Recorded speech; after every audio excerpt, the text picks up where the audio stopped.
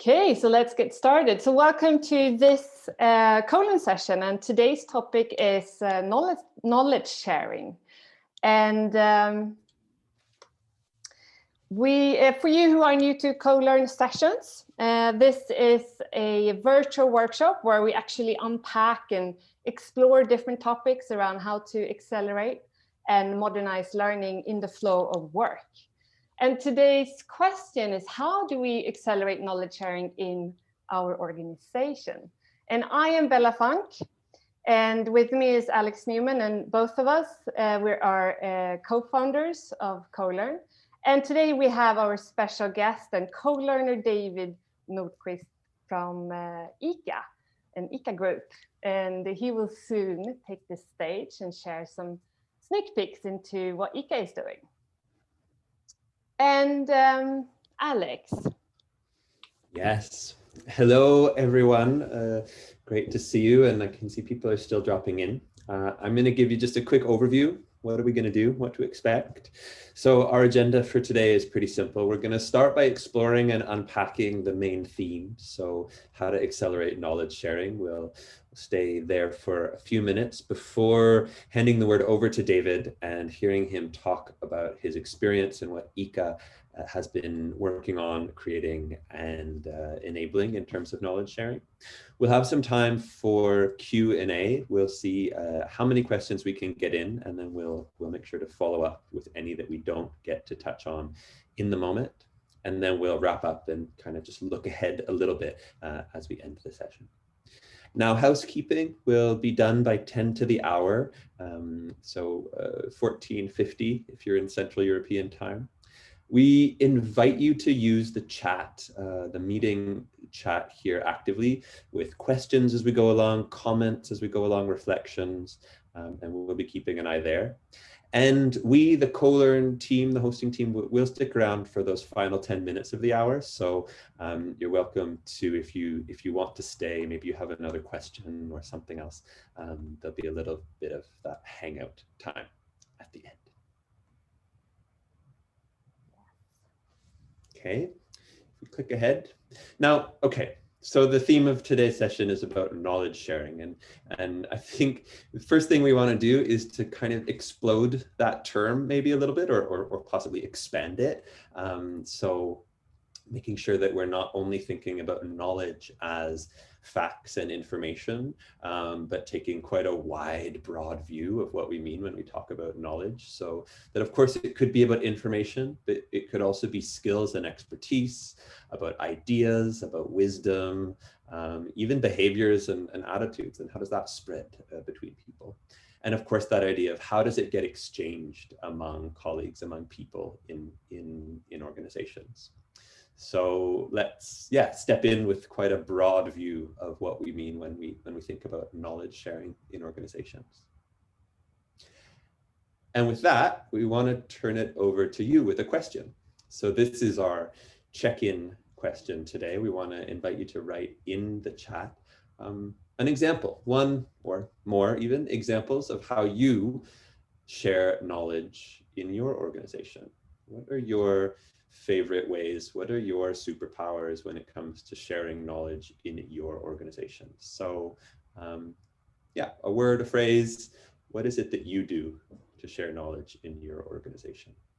Pop it in the chat.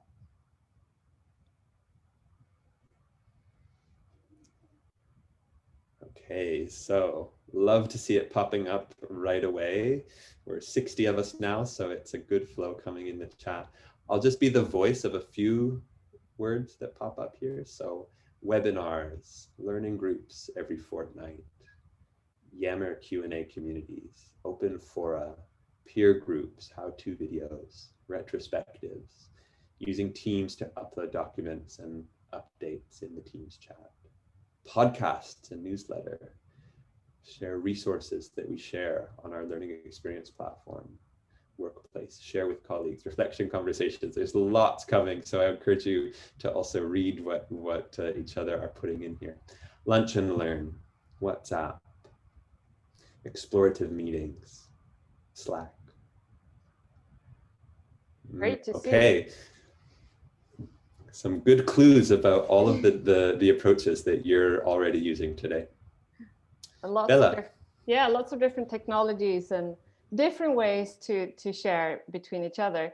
And we just want to give some context to a shift that we actually been noticing since we started Colearn 2 years ago, which is if you work within a learning development team or HR, or maybe as a leader, you probably feel that it's difficult to stand on top on all the different knowledges and competences that your team need to develop.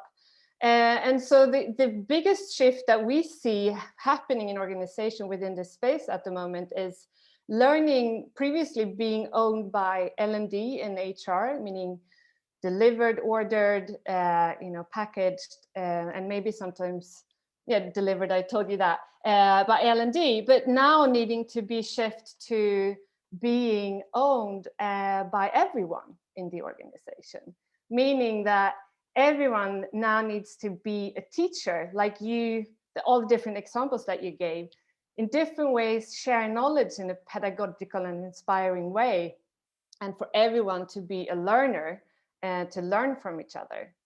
And the question is then, how do we do this? Like, how can we make this happen? And that's a question that our friends at ICA have been, exploring and working very hard to test and learn about.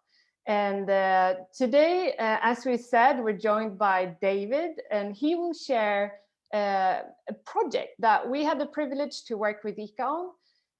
And you'll share a little bit why you even, started it and wanted to do it, what you've done, give us a bit of a sneak peek into how it looks and how it works, and also give or share some learnings from the project so far.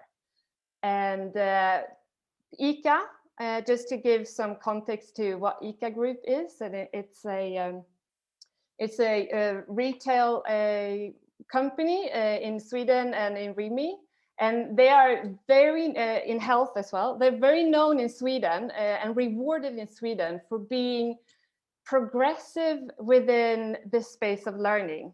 So how you enable basically learning in the organization. And so we're very happy to have you here, David. And we would love to learn from you. So please, I'm going to stop sharing so you can take this in. Welcome, David. Oh, thank you. Thank you for having me here. I can get my presentation up. So it's an honor to be here, and I work I operate on daily basis on or as a learning lead at ICA Group, as you said. And I wish I could come here and give you a whole lot of answers and saying, hey, this is how you should do. Just want to know, David, I think we have the presenter view now on your slides.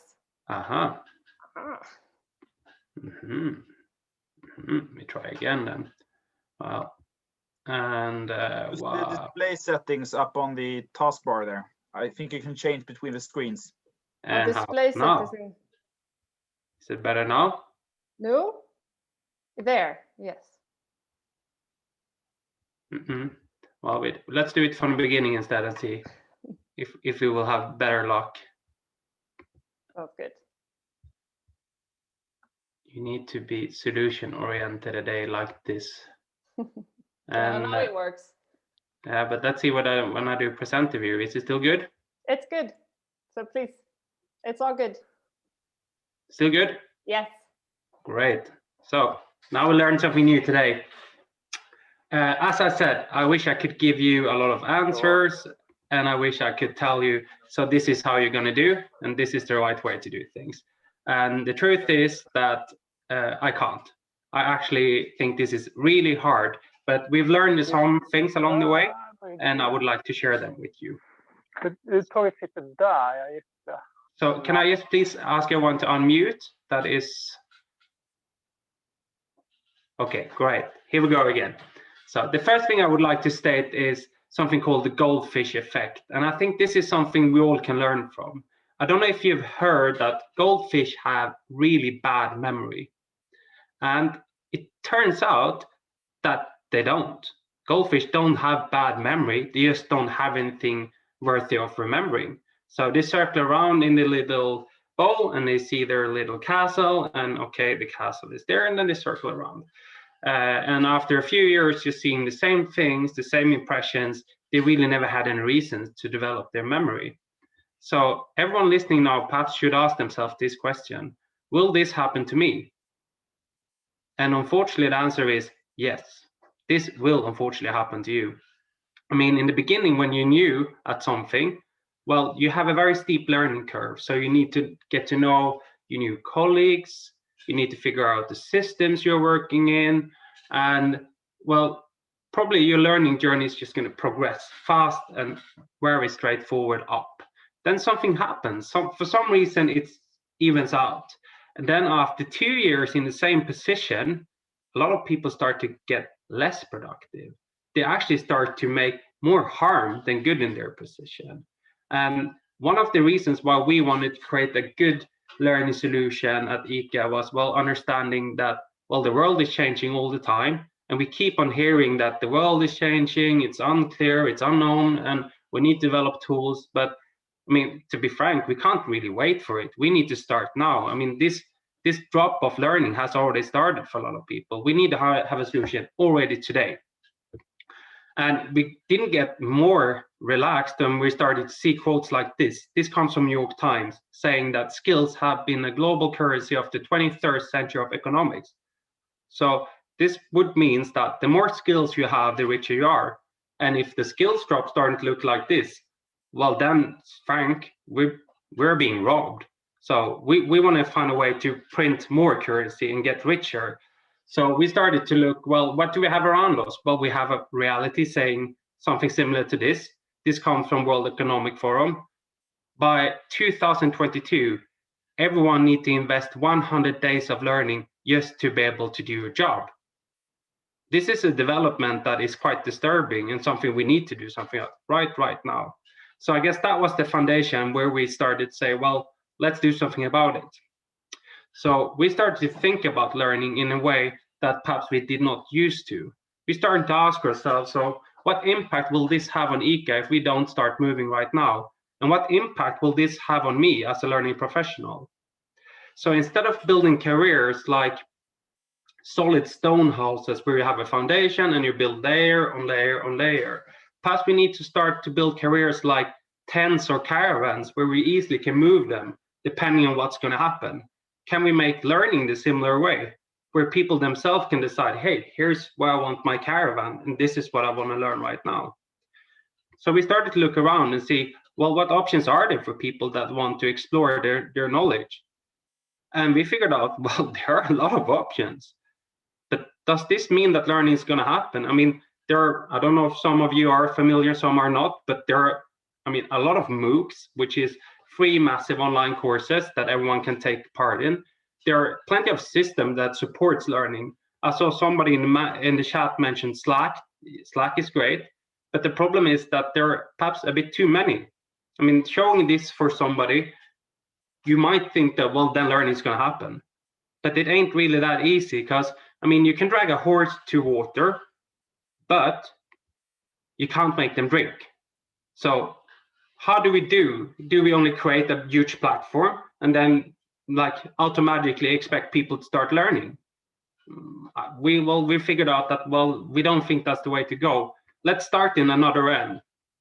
So let's look at that learning habits as powerful, right? So or learning products as powerful. They're a bit like a racer car that has a lot of speed and a lot of power, but a racer car, entering a race with a racer car that is powerful but without a map won't really give you any success, right? So you have all of this speed, all this power, but where are you going to head with it?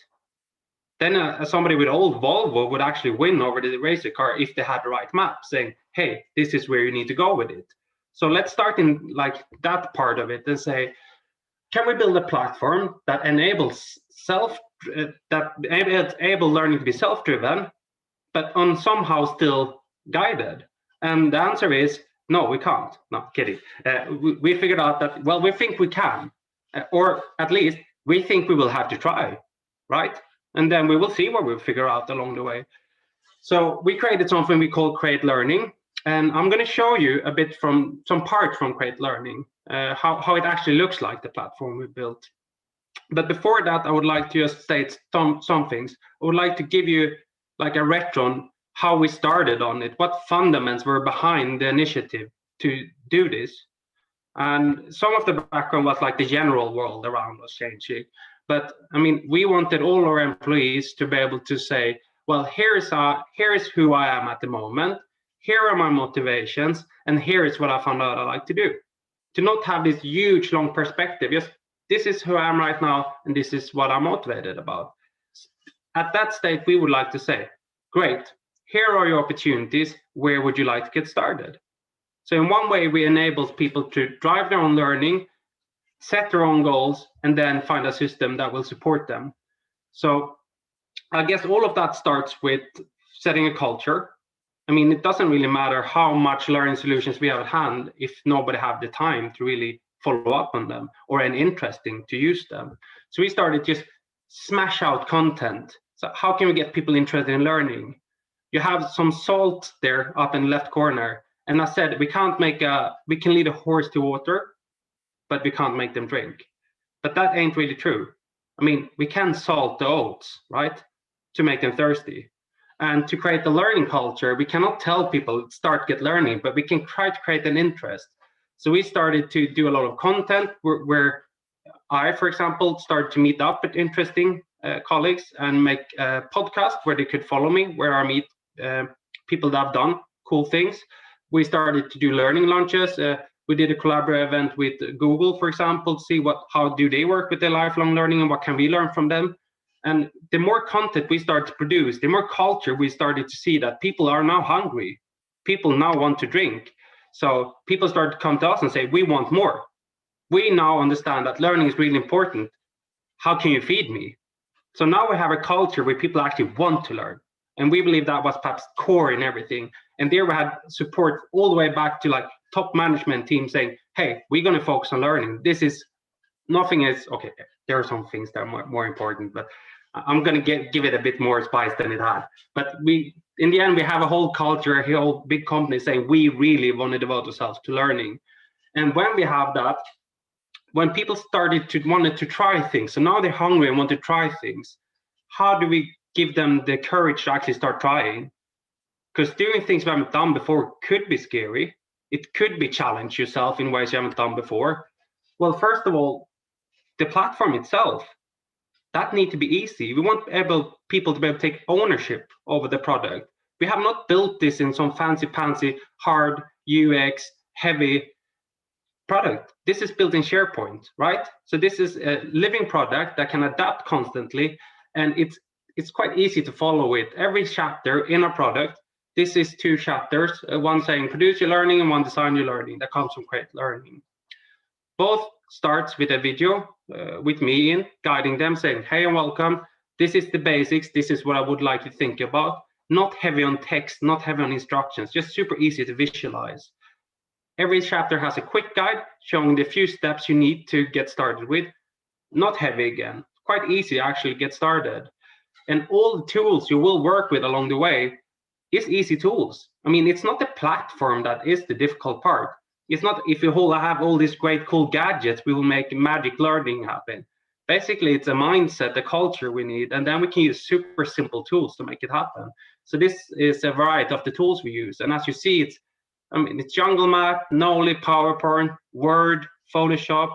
This is not very difficult tools. And if you feel in this somewhere, well, it is scary. Well, the part of psychological safety is not only in using simple tools, it's also about networking and collaboration and the mindset of doing things together. We believe real learning happens together. So we have on top of this created a way of people to collaborate that we call Skillshare. So everyone are being given a chance at ICA to share the knowledge about something they feel passionate about. So basically, it's connected to your Outlook or email or whatever you have, and say, I'm available. I would like to talk about learning, for example. Please book my calendar. So after you've seen this presentation by, for example, me, you might feel, okay, now I want to learn. Well, book a session with me and I will guide you through all the content we have. I will guide you through all the steps and tools we have. So Skillshare is one part of it. And the other step is that, well, if you don't know where to start, perhaps you have no idea, you just think learning is cool, but you don't know where to go. Well, we try to always feed them with new things. We have a constant stream of events coming up, demos coming up, labs coming up. And this is not only for learning professionals. Basically, everyone working at us can take part in this. Everything from how do you learn as an adult or how you design for engaging learning journeys. So this is available for everyone. And we're trying to do this on a weekly basis. Again, not a difficult method. So all methods we do, we want them to be scalable. We want them to be owned by the people working in the company. It should not be us as a centered learning and development team that makes everything. We want to enable this for everyone. We can basically create a platform or a tool for them to collaborate in, to explore in, but we are not doing the work, they are. We are just offering the space for them, the playground for them to go out and explore. So the power is within the organization. We are just enabling it. And I think this is a huge and a big difference there, that they don't come to us to figure out how to do things. They figure it out themselves. And I think, I mean, this similar patterns have been around for a long time. You see this truck here says 42. I mean, there are schools in the world that even operates without teachers, like Ecole 42. They are a coding school that operate 100% without teachers, because they have found a way for people to network and basically connect all the knowledge there are out in the world. They have found people that already have a motivation and drive, and they are able to drive the learning themselves. Another part there is a truck. And for me, that truck symbolizes how we would like learning to look like for our coworkers. So there are two kinds of people, I guess. And when it comes to truck drivers, some of them operating as truck drivers might feel a bit scared, because within quite short, most of trucks driven in the world will be automated, which means that you as a truck driver, well, might feel a bit obsolete. You might feel, well, my role will not be there in the future. So what can you do as a truck driver? Well, the answer we've tried to figure out here is, well, is it about the mindset, perhaps? If it would be truck drivers working for ICA, we would love if there would be a system where the truck driver could find a way to transfer what they know now into relevant content for the future. So what they do now might be not relevant for the future, but it can be if you do the right things. There could be truck drivers that say, hey, I've been driving trucks for 20 years. I've learned so many things during these 20 years, and I would like to contribute to build your new AI product for driving trucks, right? So I want to learn AI. Are there any platforms for me to learn AI? Because I'm 100% sure that everything I've learned during these 20 years can add a value. The company that don't offer that opportunity for the coworkers to grow and change, well, about that skill drop, that can become a problem. So we want it for people to be able to be as a truck driver. We want people to come to us and say, this is my interest, this is what I've learned, and this is what I believe I can contribute within the future. So in this platform we have a lot of areas. So if you want to learn about self-leadership, please go here. If you want to learn more about how to work agile, please go here. If you want to learn more about analytics, go here. So basically there are so many different topics you can go and explore. And if you ask me, what do you know about analytics? I know nothing. Or now I know a bit, but I didn't know anything. But still I managed to build this platform for analytics, because I built it with the organization, I built it with the pros of analytics. Again, I created a playground for them, but they were the ones that actually were the experts, not me.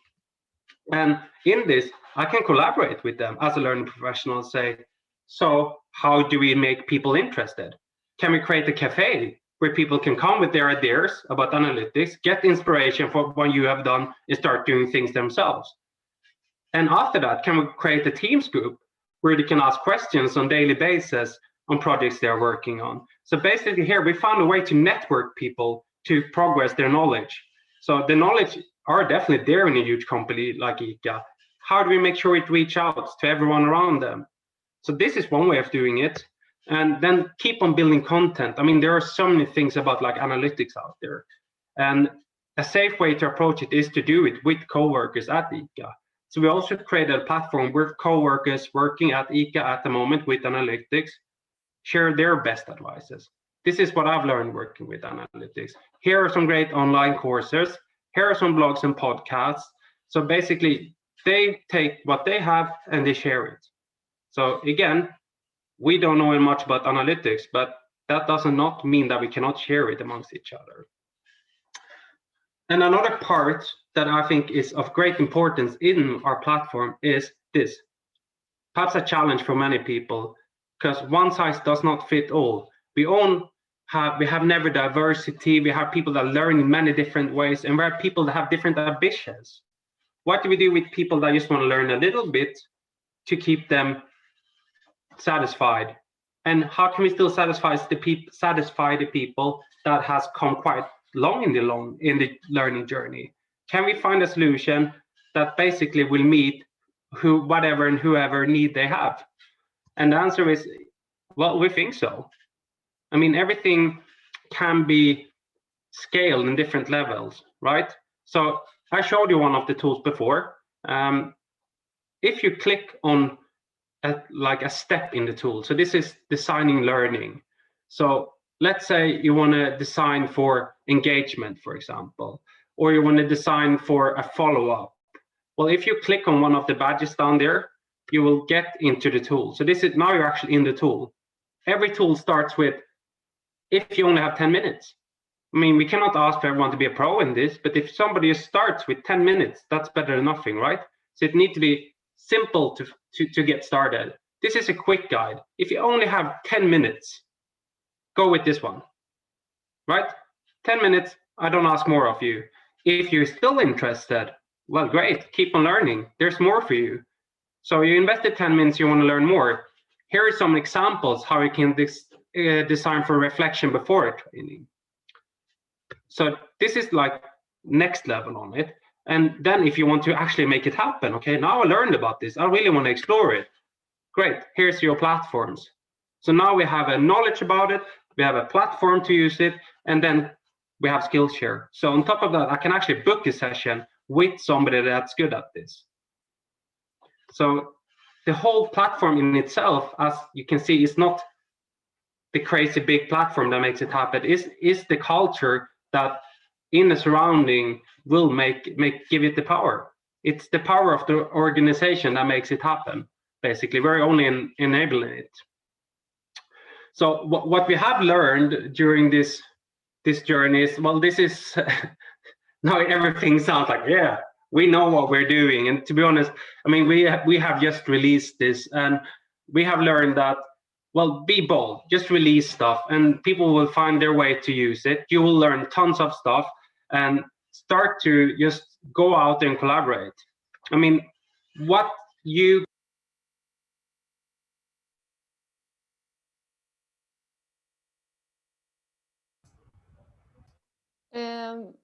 David? David, I can't hear you. Can you hear David? No, the audio is gone, I think, David. Yes. Hmm. Okay. That's weird. To get David's attention.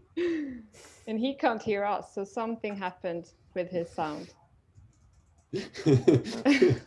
Why don't you claim back the screen? All the learnings, you missed it all. Bella, if you claim back the screen sharing, then Yeah. that'll give us attention. Yes, I will.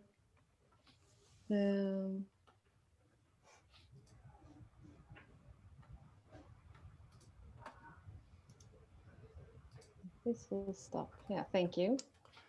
Okay, let me see. We can't hear you, David. now? Yes. Still not? David, we about 2-3 minutes ago, we lost your audio cut out. It's back now, happily, but Now I hear you. Yeah. Yes, good. Where did you lose me? We lost you when you had the Stethoscope. icon of the doctor equipment. Okay, well, We lost you on Too bad. success. Too bad. Now you're going to miss out. No, I can do a short recap of it then. Please do. Thank you.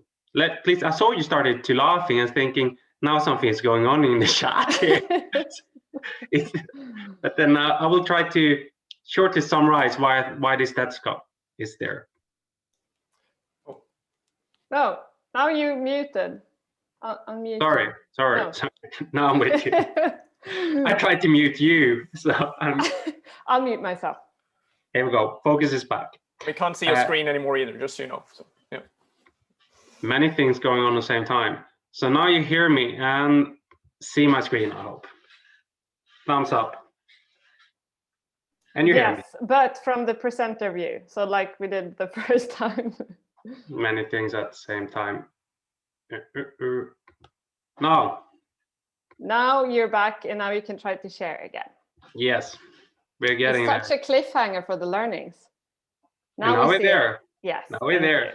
So the cliffhanger is not, it is a story that I've stolen, but I read a book called Range by David Epstein, that if you're interested in learning, please read it.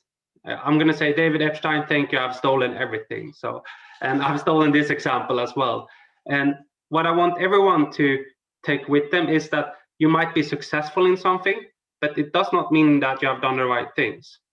And building this platform, well, in one way we have been successful, but I don't know if it is because we have done the right things. And I think we always need to ask ourselves, like, what is our definition of success? And is what we did right now the reason to why things look like they do? And the stethoscope symbolizes a doctor that in the beginning of the 1900s had a method of diagnosing typhus that he was beyond. Nobody was even close to him. He could, in 100 cases, be right when he diagnosed for typhus. And that made him think that, well, I must be best in the world at what I do. Why change methods when I'm really, I'm out there? And people could not understand how it was possible for him with so simple methods to find this illness. He just was feeling them inside of their mouth. And then he would get a tingling feeling saying, well, this is a case of typhus or this is not. And every time he said it was typhus, he was right. Problem is, he was not really good at diagnosing typhus. He was really good at spreading typhus. So the reason why everyone had it was because he did not use hygienic methods to diagnose it. He was feeling around in somebody's mouth, not washing his hands, going to the next one. So of course, everyone he examined had typhus. And the only reason was because he was spreading it. So I would urge everyone to start thinking, like, why are we successful? Is this because we are doing the right things? Or even if we are doing the right things, perhaps we need to do other things in the future. Now let's see if I can change slides still. It looks like I can. And this is one of my last slides. And this is something I really urge all of you to do.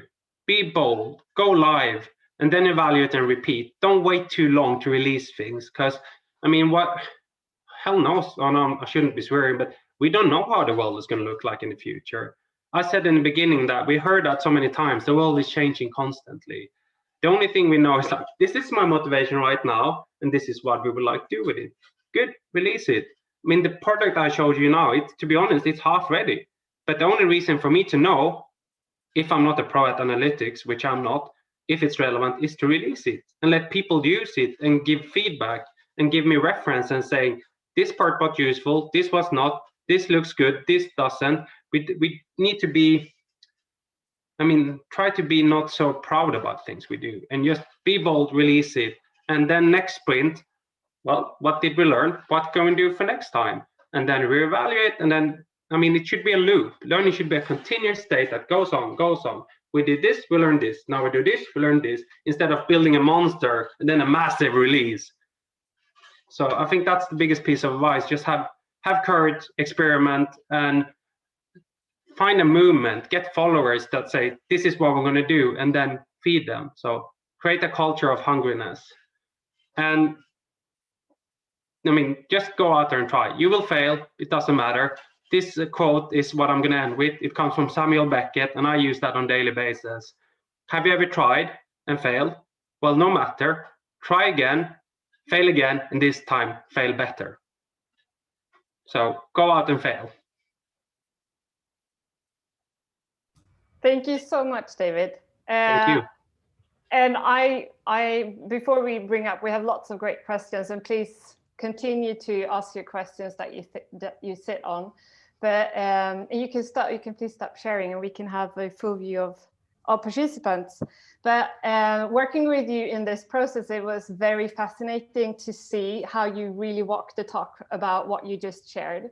So basically, you said we're going to work live from day one. Not saying that you pushed it to the whole organization, but from day one, it was live. Anyone in the reference group, anyone curious could watch the development grow.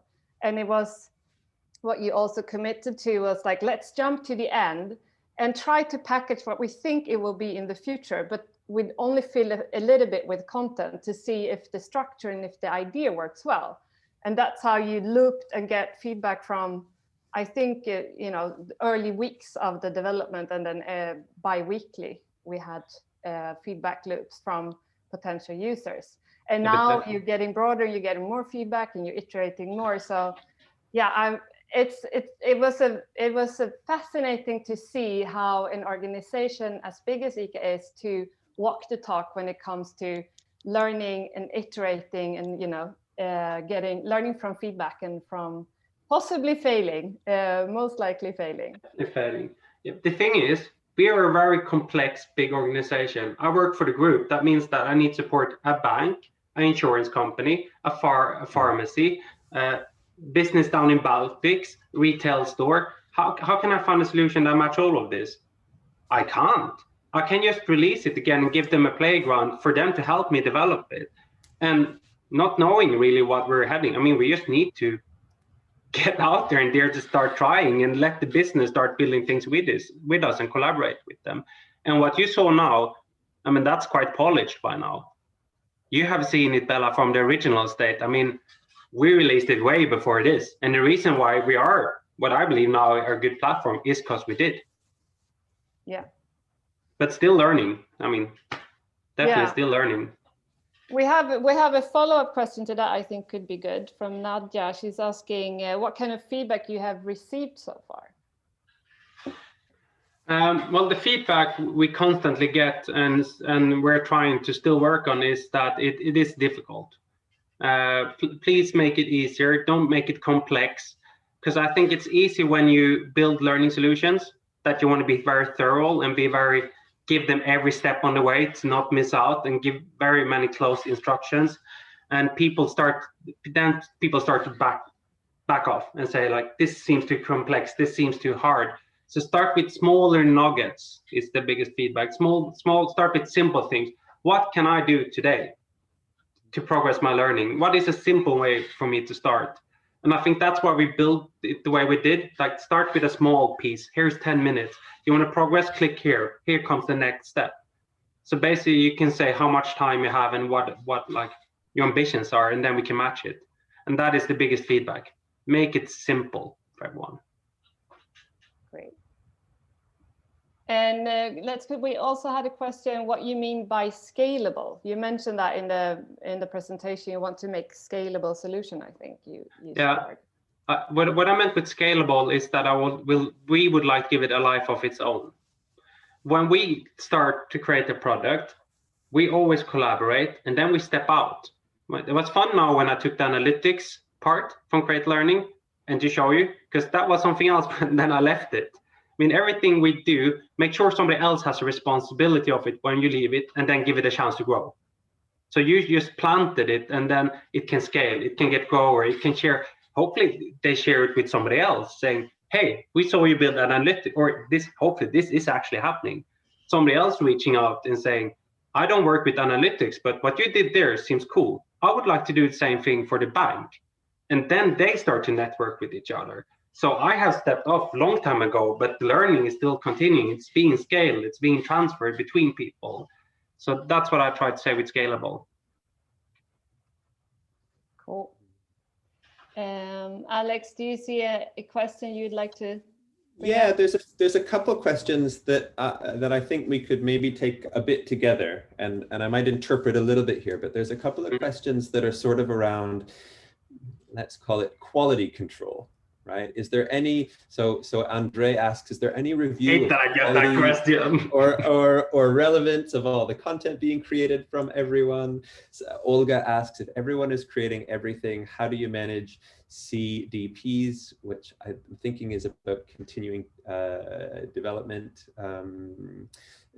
or continuing professional development, perhaps. So just to say a bit about if there's any way that you sort of keep an overview or work with this sort of more decentralized and sort of leader-led approach. And I think this is a great question, and I guess that is an issue you need to address.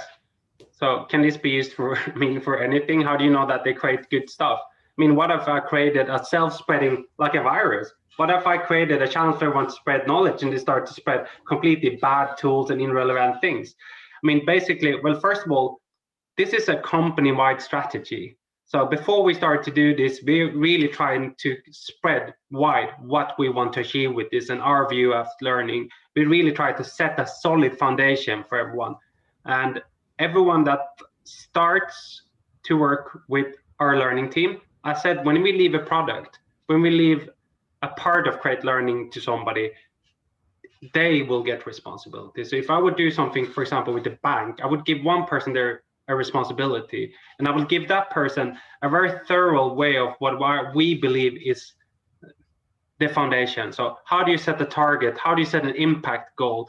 You need to start thinking learning before you start doing learning. So it's about getting them the mindset of thinking in the right patterns.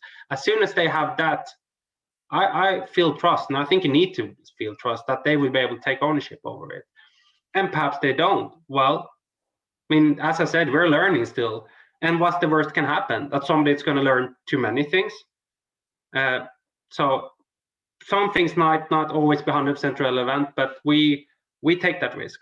And we do it by giving as solid foundation as possible in the beginning and hope it's going to last. And so far we have seen it's done. And of course, we do spend some hours looking at things and trying to keep it quite neat. But there is a risk. Yeah, I'm willing to admit that, of course. Okay, maybe another kind of cluster here. So Kiki was interested in particular about how many people are using Skillshare. So that was a curiosity about Skillshare.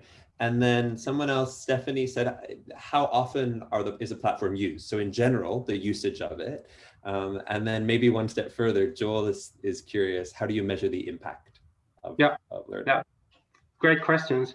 The first one I heard once in a pod that is say, every time you say great question means that you don't have an answer because you need to think about them. So perhaps I'm going to stop saying that.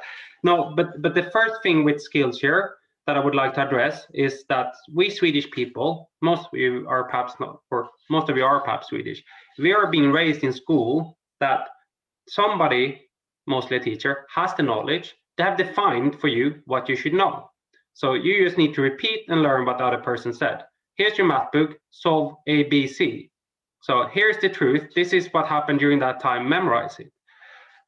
This culture of waiting for knowledge to come to you contrasts the very idea of Skillshare. Because Skillshare is hoping that you are going to reach out by interest saying, hey, can you teach me more about this? So we were perhaps a bit naive in the beginning when we released Skillshare, thinking now everyone's going to go collaborate. And you know what? They didn't. And we were saying, hey, why are not people taking this chance? So basically, we need to lead them. Here comes learning and development skills in. Here we need to create psychological safety. You saw there were a recording of me with the skills session.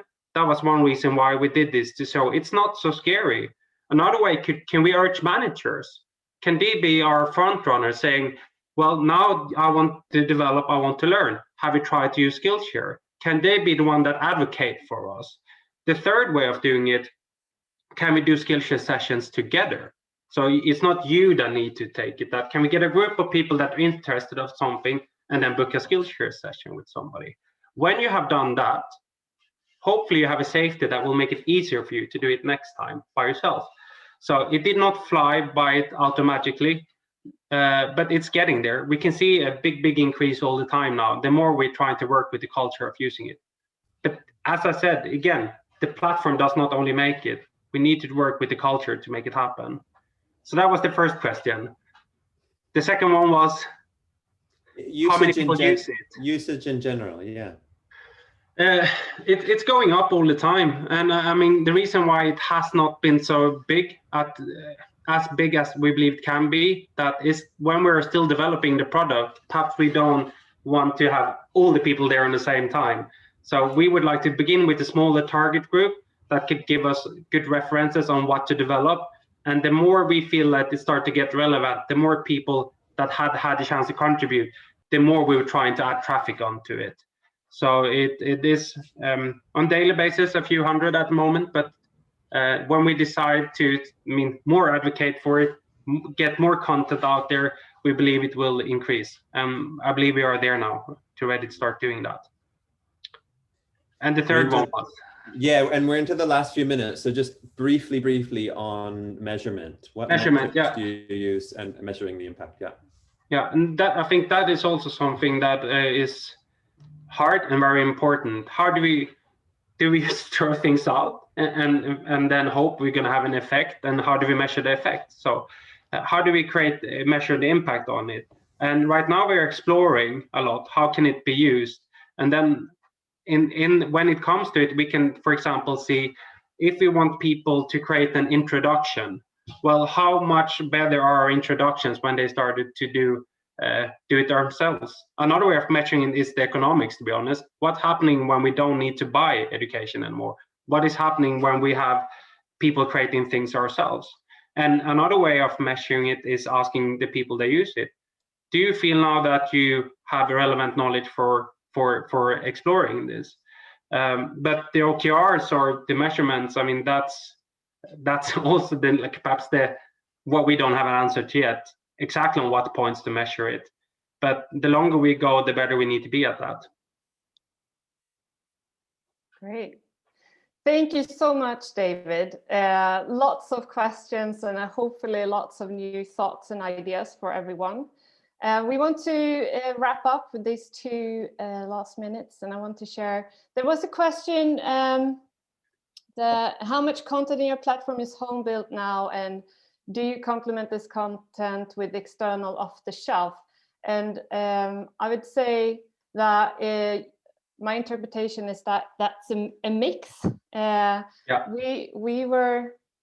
struggling to share. It's weird. Maybe I can between that just fill in with, I mean, we have taken a lot of help, but everything that we take help with, we have one demand. Are we still live? Yes. Yeah. Okay. Everything that we take help with, we have one demand on, and it is that we need to be able to take ownership over it after a while.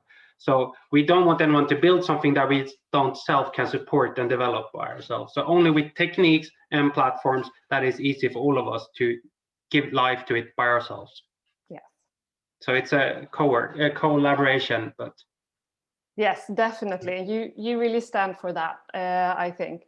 And we want to mention that, so we've been working a lot with the Create Learning site from the content of, how to pedagogically, how do you create learning? And we've been working on that together with you guys. And Colearn, we also have a version of the Create Learning that is, available for companies to offer their organization if they don't want to build something on their own like you have. So just reach out if you're curious about that.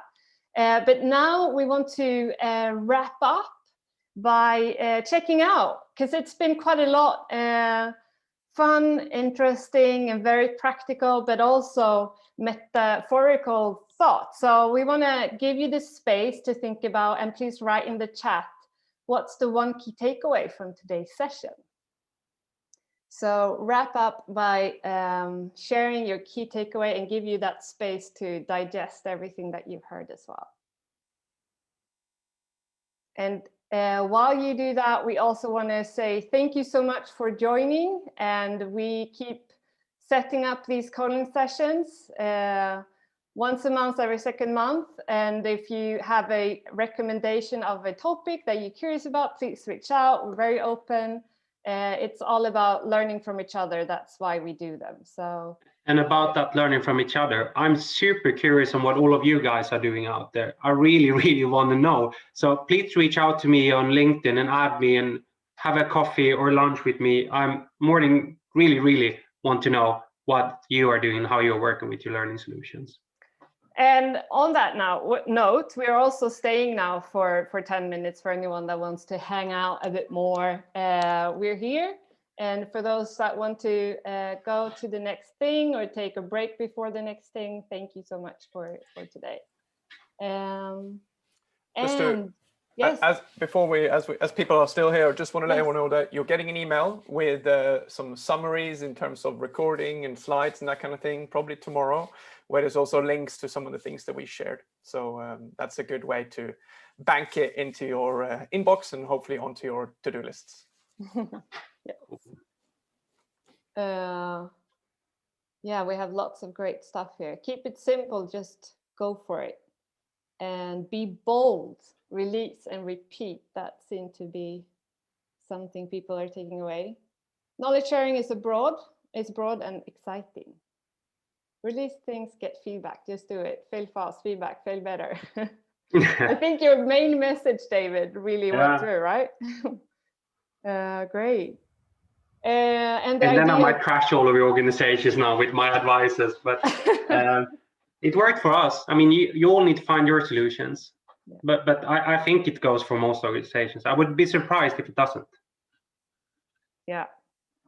But yeah, I think the whole thing with being bold, you know, letting go of the control of quality, securing that everyone is teaching or learning, like everything like that, it is bold. And then your approach to working is also bold. So it's fascinating to. But Bella, to be a bit harsh, I mean, what alternative do we have? No, I agree. I mean, yes. Well, it's not stopping innovating. It's happening all the time. It's happening as we speak. We're going to wake up to a different world tomorrow, and people keep on saying this: new world, new world. Well, start today with doing something then. Yeah. So, I mean, I think that's the only way. Yes, to that. Get into action. Thank yous. Yeah, and please, if you have, because we're here for another 7 minutes, if you're sitting with a question that we didn't respond to or that you have at the moment, you can please go ahead. Yes, Björn, please. No, he was waving goodbye. Okay. There was one. I'm gonna scroll and just spot one that I missed and just see. Oh, I think it was from Numi, and I think she's left now. So yeah. But I think that how you measure things is something you could address in many ways. I said to you before when we prepared for this, Alex and Bella, when you have a hammer in your hand, everything looks like a nail problem. So if you want to measure some certain things, it is of course good, but you should be semi-structured because there could be effects that you did not anticipate, things that showed up that you might miss if you're too focused on finding a certain thing you measure on. So have some solid ways of measuring things, but be also open to see effects that you did not anticipate. That's great. So it's analyze and in one way openly, in one way structured. It's like almost having a question is what are we seeing that we didn't anticipate or something like that. Yeah. And always ask that question. It's always hard when you're too narrow. I mean, there could be 1,000 things happening around you, but you're just looking for one thing, so you miss it. We got a question from Vero. How do you keep people engaged and wanting to learn? Well, I think there again, just feed them, make them hungry. Always, if we stop creating content that is relevant for our co-workers, they will not be hungry anymore. I mean, when we had our joint learning session with Google, for example, I had, I think, 40 emails in my inbox saying, can you come and talk in our group? Can you come to our team to work? They would not have come if we did not do this event. So we cannot expect people to automatically be super happy about learning. Then instead going to say, well, hey, we understand it's important, but we don't have time. So basically, I think ask questions. Be out in your organization. What is your interest? What is your motivations right now? And then try to feed them with content. So basically it's like if you're up in speed, you will get them with you. So, but always feed them. Like the things we were doing now, Bella and Alex, if your organizations have been looking at this, I believe they will feel inspired. I believe they feel like, let's do this. So keep on creating and sharing content. I think it's the easiest way to get people to think learning is relevant.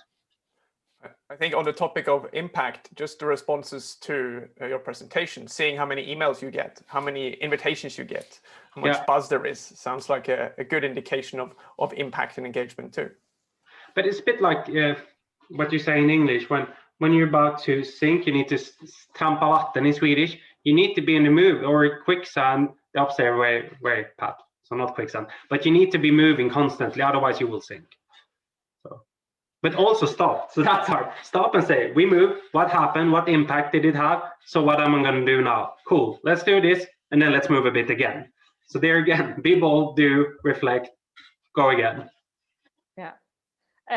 We got a comment from Joachim. In my organization, it's quite common that there is a need and interest in learning in a certain area, but it's hard for them to make the time. Any thoughts? So I think people need to find a value for them. Find their core values, because they don't have time to not do something. If you go to like the swimming example again, it's like saying that I don't have time to swim to that life jacket there because I need to step water, otherwise I'm going to sink. If you find what is of real relevance for them, I believe they will do it. So ask, if they say they don't have time, ask them what is occupying their time. I mean, there are a lot of things we think we need to do that we actually don't need to do. So unmustify. Ask them, what is it you have to do, and how does your calendar look like, and what are your prioritizations? What would you like to do if you had more time? So I guess it's one way of analyzing and understanding. Yeah, what is the real value for them? Yeah, I would also add how to help them to make it part of, them delivering on their goals, or where they are going, rather than, because it's so easy that learning becomes something happening on the side of the work, and how can the learning be a process to deliver the work? So it's part of that, and helping them to find that way, so it helps them to solve the problems that they need to solve. Because that must and be I think right, that's a mindset, huh? Yeah, that must be it, that they don't see it creates a value for them. So why should they? Then it's something that adds time instead of decreasing time. It's like, if I have this tool, I can be more efficient working. That will give me more time. So yeah, time is often something standing in the way of a lot of things, not just learning, but the perception of time. We have another one, Birgitta. I work with a situation where it is about encouraging learning across organizations, and we need to conquer competition over cooperation. Any thoughts about that? Can you explain? They need to handle the culture of competition over cooperation or collaboration. Aha, yeah, okay, right. That is common, I believe, and that great question. Well, I believe when it has to start somewhere, right? So if I'm successful and start to say, I managed with this and I want to share this. I'm an old athlete, a track runner, and when my teammates are the best at something, I get inspired by them. I want to be as good as they are, and I want to learn from them. I don't want them to get like not as good anymore, because that's then I miss out. When they're the best, I have so many things that I can progress on. If they're not good, I cannot progress. So can we find a way where we actually can show them that it creates a value to have somebody better than you, and where they can start collaborating with each other on a common goal? Can we create something that you and that group will do together, and where you need to collaborate? Then that form could be transferred into new occasions, and that they naturally can find each other. So perhaps, to be honest, force them into a joint project where they need each other's skills. That is a great way to end today's session. I think we're on the hour. Thank you again, everyone showing up and for engaging, asking questions, and most of all, thank you so much, David, for being so transparent and generous with yourself and with ICA's learnings. It's been great to be here.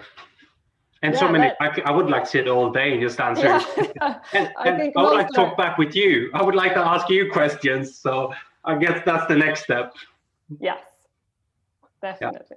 Thank you so much and have a great day, everyone. Thanks, everyone. Thank you so much.